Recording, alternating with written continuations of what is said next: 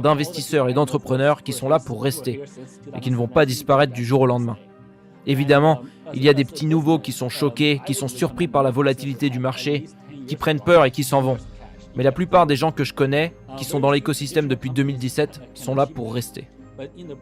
Pour ce qui est des entreprises, je leur recommande d'avoir au moins de quoi tenir 10 ans en réserve, sans compter les revenus au cas où les cash flows se tarissent. Très peu d'entreprises traditionnelles peuvent parvenir à accumuler un tel capital. Mais dans le monde de la blockchain, en réalité, ce n'est pas si difficile à atteindre.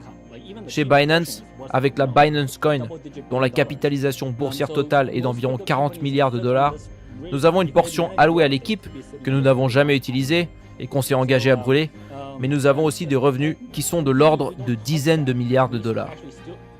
Comme nous, la plupart des entreprises crypto ont des réserves de liquidités conséquentes et une trésorerie dans le vert qui pourrait potentiellement les soutenir pendant de nombreuses années.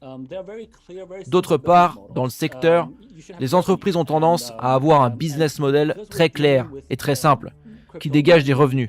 Et dans le domaine, ce n'est pas difficile pour une bonne entreprise de générer des profits. C'est pour toutes ces raisons que je ne m'inquiète pas trop pour la longévité des entreprises dans la crypto. Je pense qu'elles peuvent rester à flot pendant très longtemps. Je pense que la crypto est une technologie puissante qui peut développer la liberté monétaire et la liberté de transaction pour des milliards de personnes dans le monde.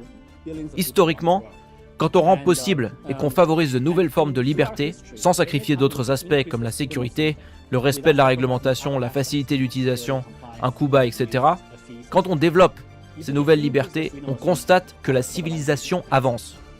Par exemple, dans le cas de la liberté d'expression, qui n'existe aujourd'hui que dans certains pays, de la liberté de la presse, aussi seulement dans certains pays, le droit à l'information, à l'éducation, l'interdiction de l'esclavage, les nouvelles technologies monétaires que nous avons aujourd'hui permettent d'augmenter considérablement la liberté de leurs utilisateurs.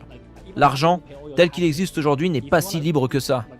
Même après avoir payé toutes vos taxes, si vous voulez être un entrepreneur en Chine, et si vous sortez plus de 50 000 $ du pays, c'est considéré comme du blanchiment d'argent.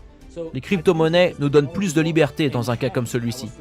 En Afrique, près de 90% des gens ne sont pas bancarisés et sont forcés d'utiliser des technologies financières archaïques.